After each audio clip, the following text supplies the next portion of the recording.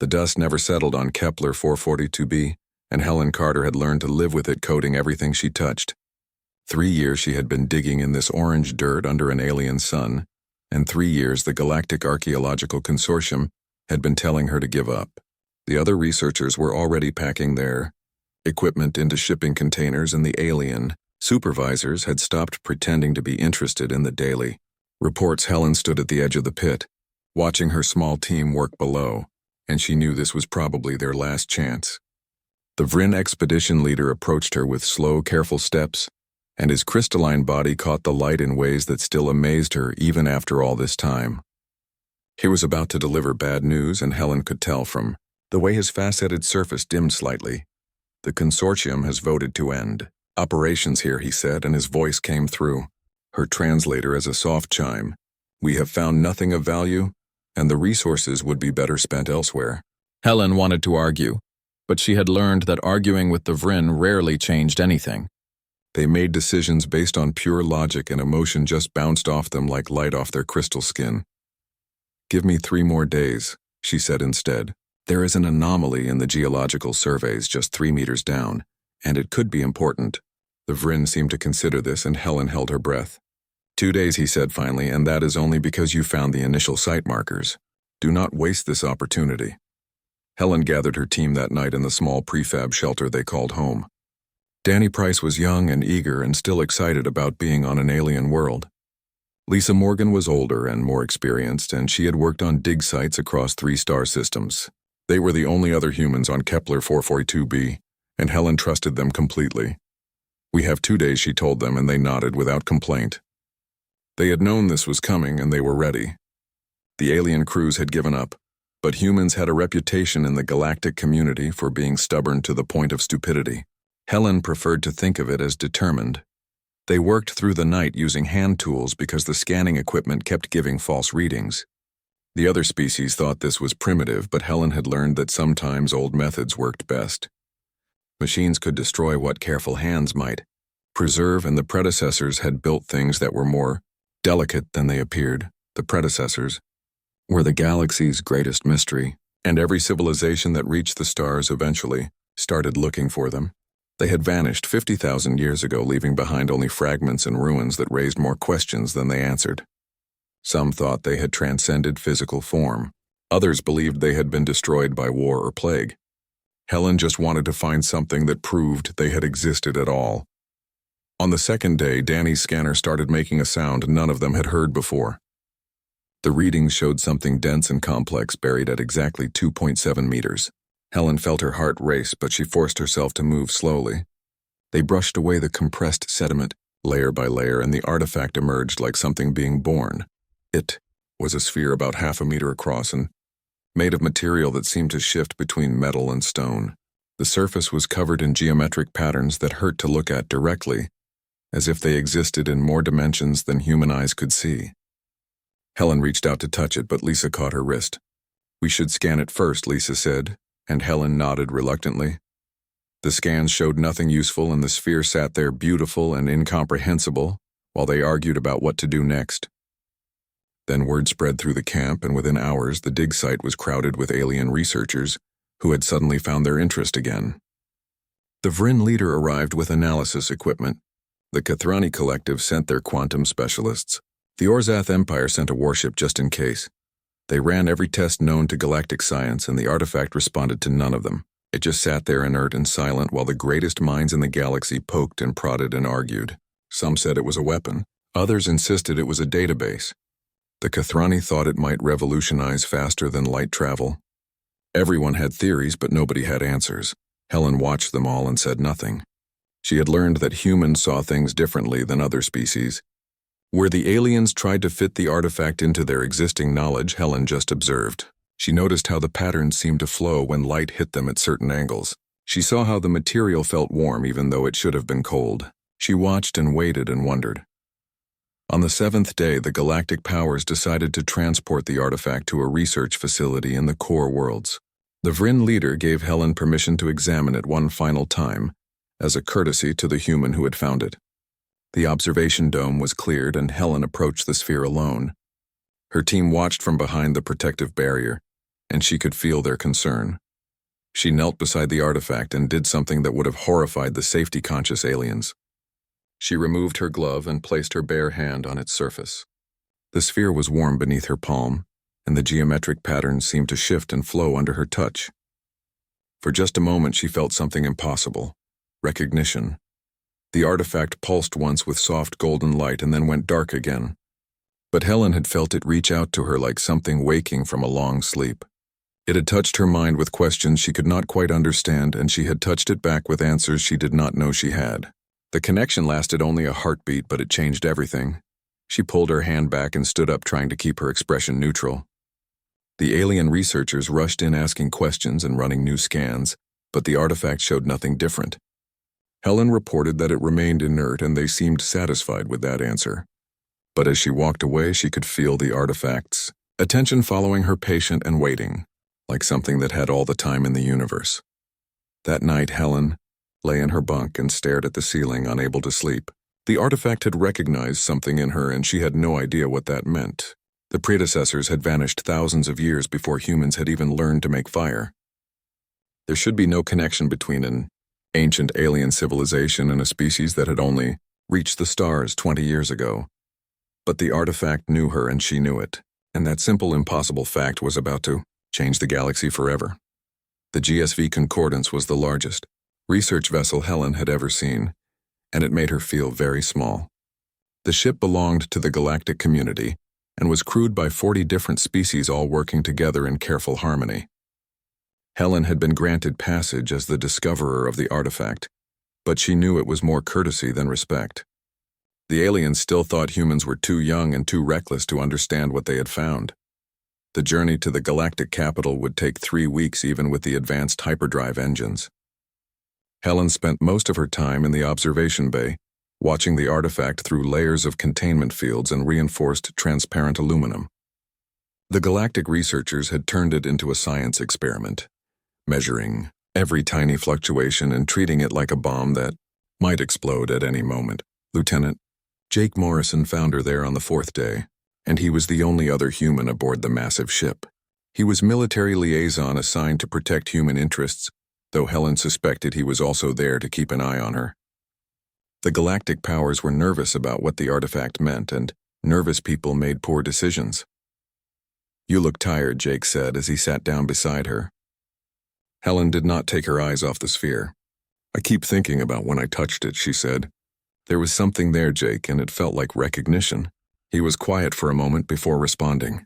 "The scans showed nothing," he said. "Maybe the scans are looking for the wrong things," Helen replied.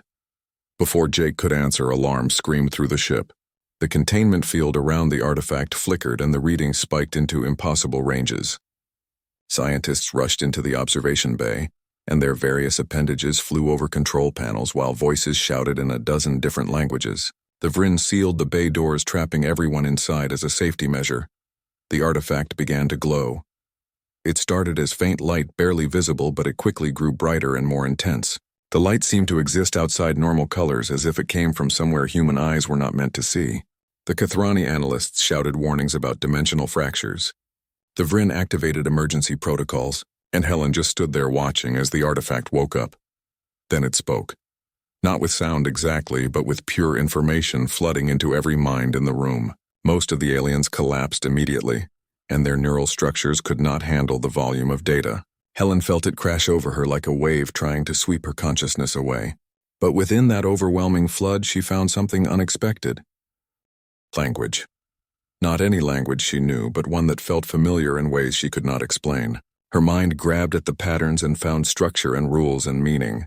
As she began to understand, the flood of information slowed and focused and became something she could almost process. The artifact was searching for something. It had been asleep for thousands of years, and now it was awake and confused and reaching out blindly for a connection it expected to find. Helen did the only thing that made sense. She stepped forward past the groaning aliens and past the flickering containment field that had already failed. She placed both hands on the artifact's warm surface. The connection was immediate and overwhelming.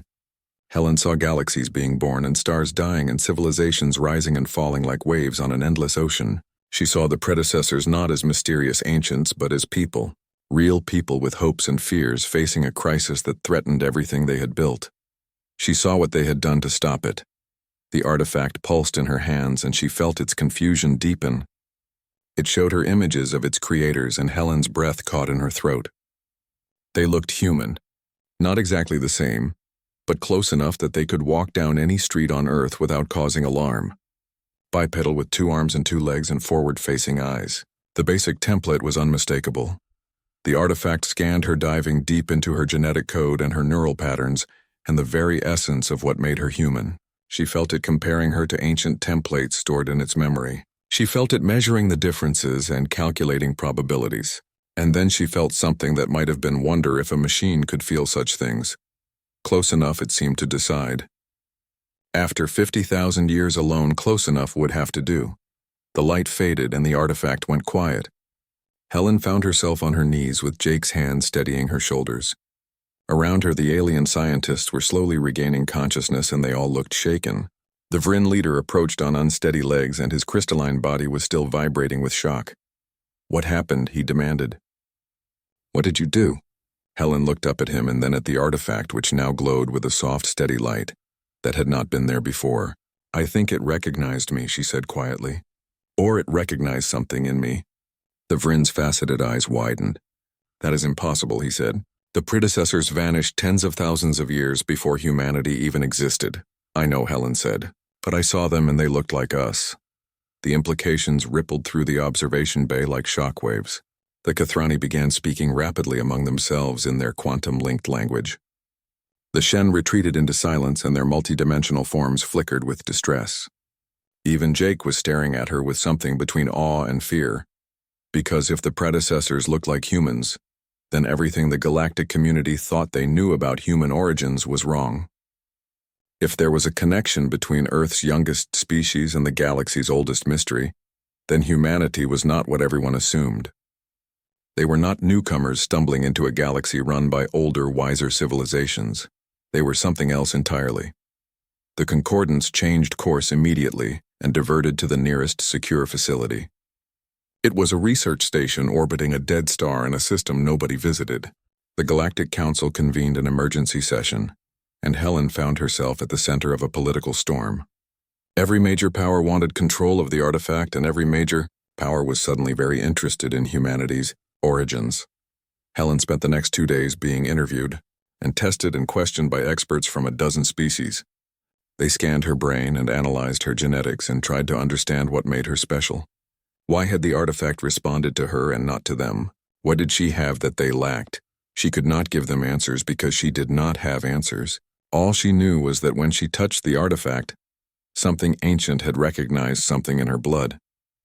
Some genetic marker or neural pattern that matched templates stored 50,000 years ago.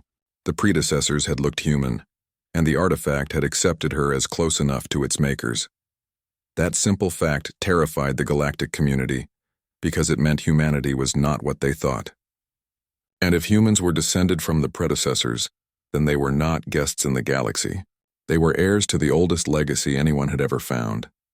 The question was what that legacy meant and whether humanity was ready to claim it. Helen did not know the answer, but she knew they were about to find out. The artifact had woken up and it had chosen her, and now there was no going back. The galaxy was about to change, and Helen Carter was standing at the center of that change, whether she wanted to be or not. The research station orbiting the dead star was built for moments like this, and Helen had never seen so many alien species gathered in one place. The main auditorium was enormous, with sections designed for hundreds of different environmental needs. The human section was small and tucked into a corner as if someone had added it as an afterthought. Helen sat there with Jake beside her and felt the weight of thousands of alien eyes watching her every move. The Kathrani collective spoke first, and their quantum-linked minds presented arguments with perfect unity. The artifact must be secured by those with experience and wisdom, they said. Humanity has been part of the galactic community for barely 2 decades, and they lack the knowledge and technology to understand what they have found. The artifact is too important and too dangerous to leave in inexperienced hands. The Vryn agreed, though they were more diplomatic about it. The Orzath Empire demanded custody because they thought it might be a weapon. The Shen remained silent, but their presence alone said enough. They rarely involved themselves in politics unless something truly significant was happening. Then Ambassador Claire Hughes stood to speak for humanity.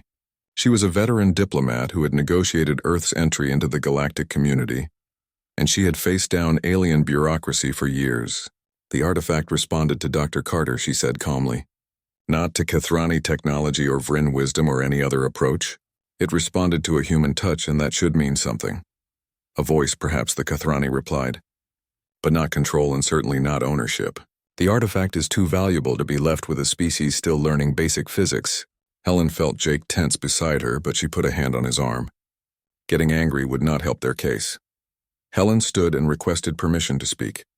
The council fell silent because it was unusual for a scientist to address the full assembly.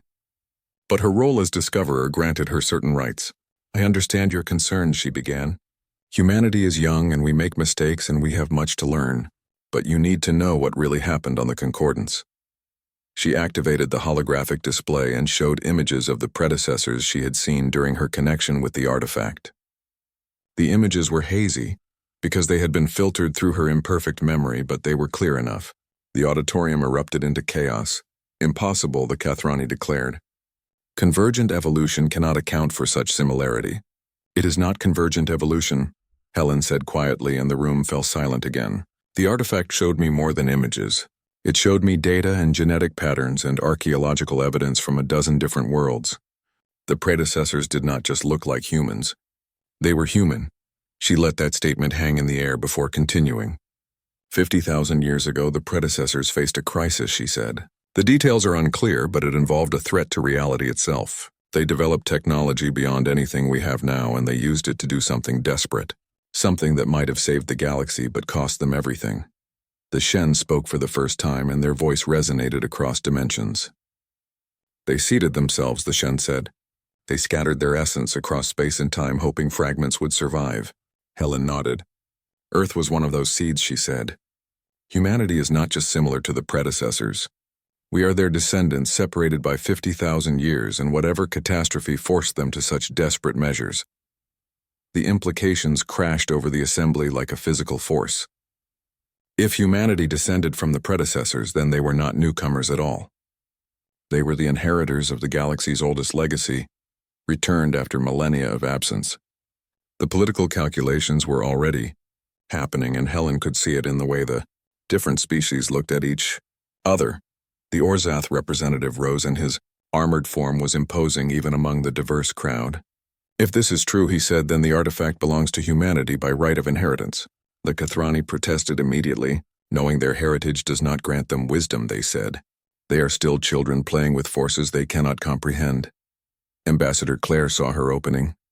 Perhaps, she said smoothly, but it does grant them the right to learn.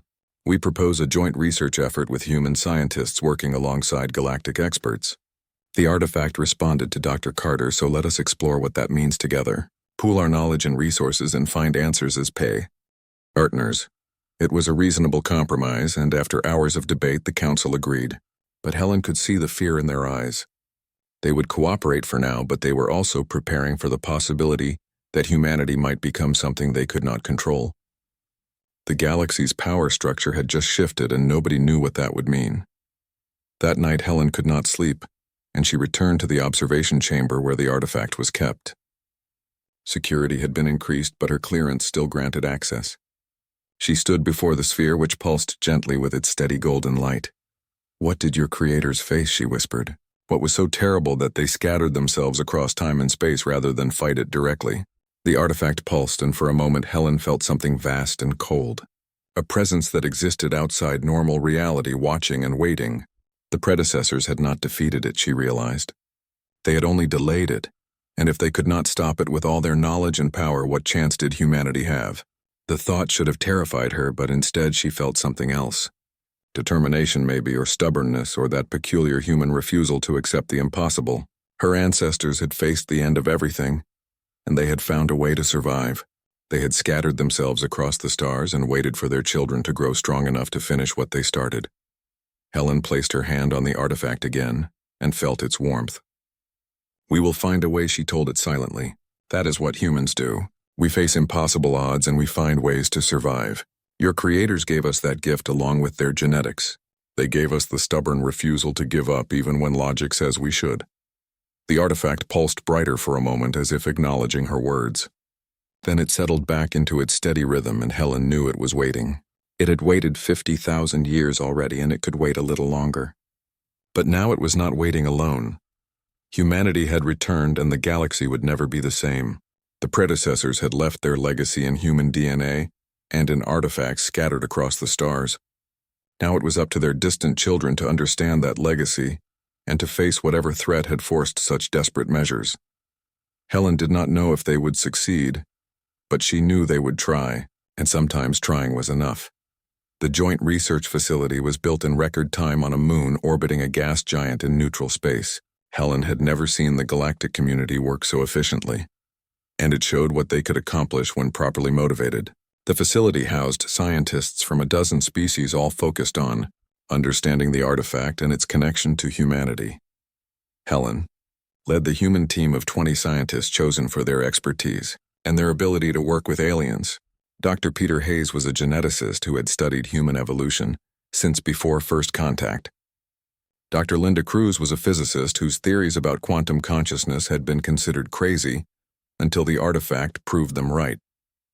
Together with specialists in archaeology and linguistics and computer science, they formed humanity's best hope of understanding their legacy.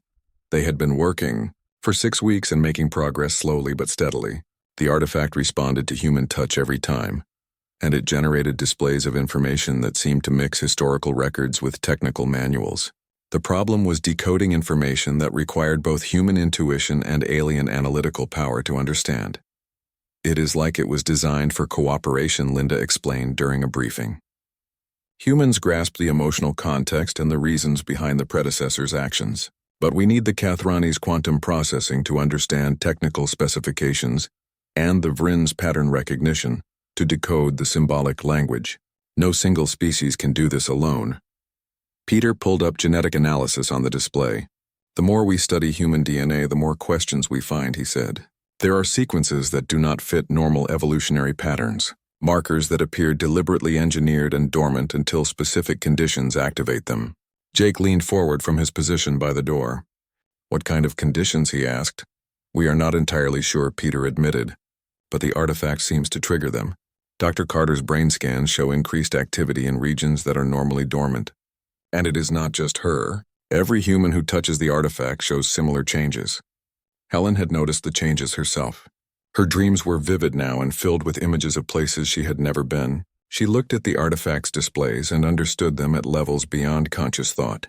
Something buried in her genetic memory was waking up. The breakthrough came on day 47 when Linda proposed a radical theory. What if the artifact is not just storing information, she said. What if it is a key to something much larger? She had noticed energy patterns that matched stellar phenomena, as if the artifact connected to a network spanning the entire galaxy. What if the predecessors built a galaxy-wide system? Linda continued. Nodes of technology connected at quantum levels, and this sphere is just one access point. They tested her theory using the artifact to search for matching energy signatures across known space. The results were staggering. Hundreds of sites scattered throughout the galaxy, all resonating with the same frequency. Most were in unexplored regions, but some were on worlds with current civilizations, including Earth. Helen stared at the display and her mind raced. There is a node on Earth, she said. Where exactly? Peter overlaid geological data and pointed to Antarctica, deep under the ice in a region that has been stable for millions of years. If there is a predecessor installation there, it has been hidden since long before modern humans evolved. The implications made Helen's breath catch. If active predecessor technology existed on Earth, it might have influenced human development all along. Subtle guidance over thousands of years pushing humanity's evolution toward some predetermined goal. They had to go to Earth and find that installation and understand what it had been doing. The Galactic Council was nervous about the idea. Predecessor technology secretly influencing humanity made them uncomfortable, but they could not deny the evidence and eventually authorized an expedition. Helen and Linda and Peter would lead the human team. Jake would handle security, and observers from major galactic powers would come along to ensure nothing upset the careful balance of power. The journey to Earth took 2 weeks, and Helen spent the time Studying the artifact which had been brought along, each day her connection grew stronger and more intuitive. She sensed its anticipation as if it was eager to return home after being away for so long. They landed at a research base in Antarctica, where drilling equipment waited. The ice at the target location was 3 kilometers thick, but Vrin thermal borers and Kathrani molecular destabilizers cut through in just 5 days. The installation was exactly where the artifact indicated. A massive complex carved from bedrock and shielded by technology that had hidden it from every survey Earth had ever conducted. Helen was first to enter with the artifact held carefully in her hands.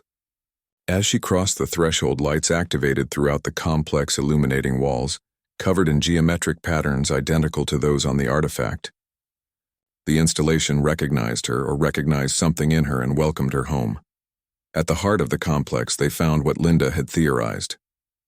A node identical in design to the artifact, but massive and the size of a building.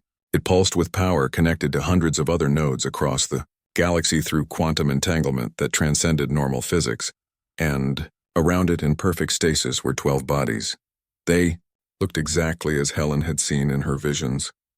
Human, but not quite. Taller, with features refined by either genetic engineering or millions of years of evolution. They wore clothing made of material that shifted between states, and their expressions were peaceful, as if merely sleeping. "Are they alive?" Peter whispered, and his scanner trembled. The readings were impossible. The predecessors existed in a state beyond death, but not quite life. Their consciousness was stored in the node waiting. And now that the node had activated by Helen's presence, those stored minds were beginning to wake. The installation hummed with power. The node's displays lit up with information flowing too fast to follow. The artifact in Helen's hands grew warm and pulsed in rhythm, with the larger node like synchronized heartbeats across thousands of years. One of the predecessors opened its eyes. Helen found herself staring into a gaze that held 50,000 years of memory. The being sat up slowly, as if remembering how to inhabit physical form after an eternity as pure consciousness. It looked at Helen and then at the others, and she saw recognition and confusion, and something that might have been hope.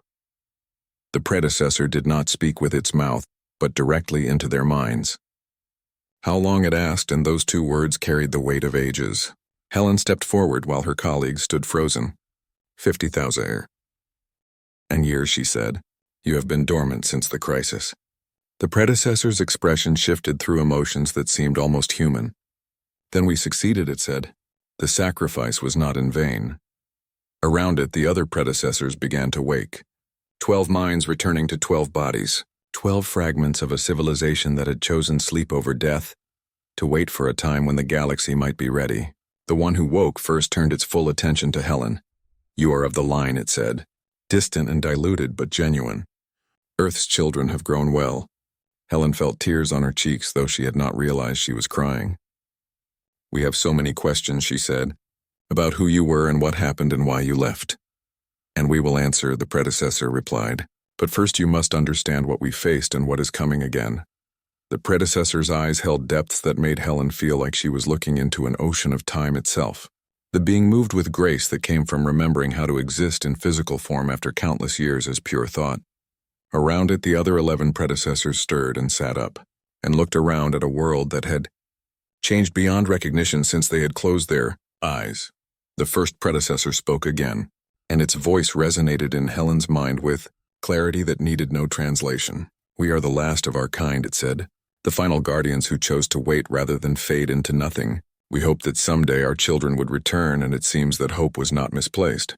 The other predecessors were fully awake now, and they gathered around their leader with movements that spoke of long familiarity. Helen found her voice, though it trembled. "What happened to your civilization?" she asked. "What could destroy something so advanced that even now we cannot match your technology?" The predecessor's expression grew somber, and it gestured toward the node. The installation responded by projecting images into the air above them. Holograms so real they seemed solid, showing a galaxy as it had been 50,000 years ago. The predecessors at their height were masters of 1,000 worlds. Their ships moved faster than light, and their cities touched the stars. They had solved problems of energy and disease and scarcity. They thought themselves immune to disaster, because they had conquered every challenge they faced. But they were wrong. The hologram shifted to show something that made Helen's stomach clench with instinctive fear. A flaw in reality itself, like a crack in glass spreading slowly through the fabric of space and time. Where it touched, matter ceased to exist in any meaningful way. Stars winked out and planets dissolved, and the very laws of physics began to unravel. We discovered it too late, the predecessor said. By the time we understood what was happening, the flaw had spread across a dozen sectors. We threw everything we had at the problem. Our greatest minds worked for decades seeking a solution. And we found one, but the price was terrible. The hologram showed the network of nodes like the one they stood beside. Massive installations built across the galaxy and connected through quantum entanglement that existed outside normal space. We built the network to stabilize reality at a fundamental level, the predecessor explained. Each node acts as an anchor point holding the fabric of space and time together, but the network required power beyond any conventional source. Consciousness, Linda breathed beside Helen. You used your own minds as a power source. The predecessor nodded slowly. We transferred ourselves into the network, it said. Billions of us giving up physical form to become living batteries sustaining the stabilization field. Most of us faded within the first 1,000 years. Only we 12 remained as overseers maintaining the system and waiting. Peter stepped forward with his scanner forgotten in his hand. But why seed new worlds, he asked. Why create humanity and the other descendant species? The predecessor's expression softened into something like sadness mixed with hope. Because we knew we could not sustain it forever, it said. The network was a temporary solution to buy time. We scattered genetic templates across the galaxy, hoping new species would evolve. Species that might one day understand what we did and find a better way. Earth was your most successful experiment, Helen said quietly. The predecessor met her eyes. Not an experiment, it said gently, a gift. We gave you the capacity for curiosity and creativity, and that peculiar stubbornness that refuses to accept impossible odds. We gave you genetic markers that would let you interface with our technology when you were ready, and we waited to see if you would grow strong enough to finish what we started. Jake spoke from where he stood by the entrance. You said the network is failing. The predecessor's expression grew grave. The stabilization field weakens every year, it said. In perhaps 1,000 years, perhaps less, the flaw will return. Unless someone takes our place in the network or finds a way to repair reality permanently. The weight of those words settled over everyone like a physical burden. The predecessors had bought the galaxy 50,000 years, but they had only delayed the inevitable. Now they were passing that burden to their descendants, to humanity and its galactic neighbors. You expect us to sacrifice ourselves like you did, Helen said, and she could not keep the bitterness from her voice. The predecessor shook its head firmly. No, it said. We expect you to find what we could not. A permanent solution. We were brilliant, but we were also desperate. We took the first answer we found, not the best one.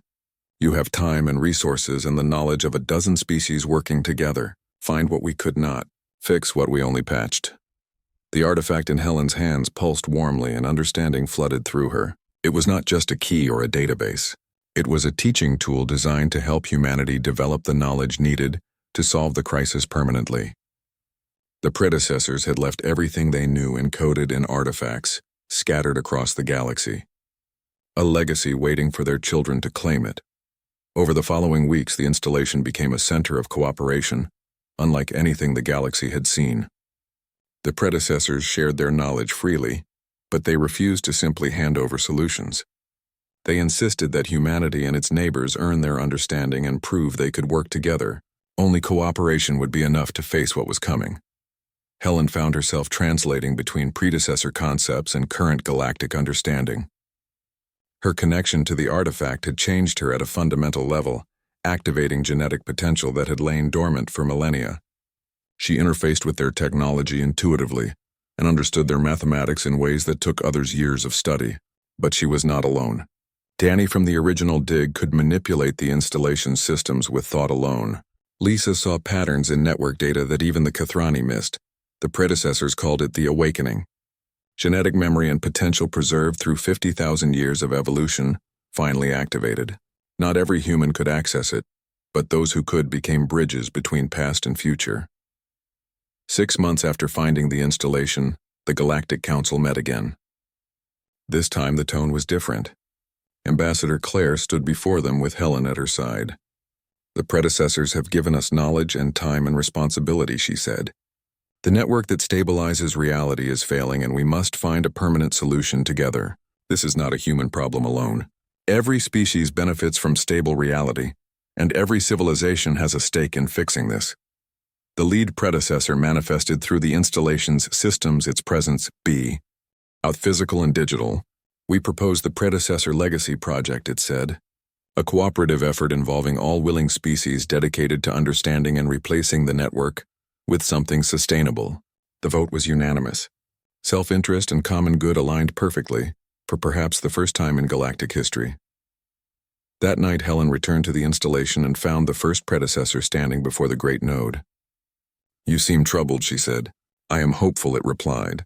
"A strange feeling after so long. We sacrificed everything because we saw no other choice. But watching humanity work alongside species we never imagined, I begin to believe the future might be brighter than our past." Helen looked at the artifact, still in her hands. "It called me Maker when it first activated," she said. "I never understood why." The predecessor smiled, and the expression was genuinely human.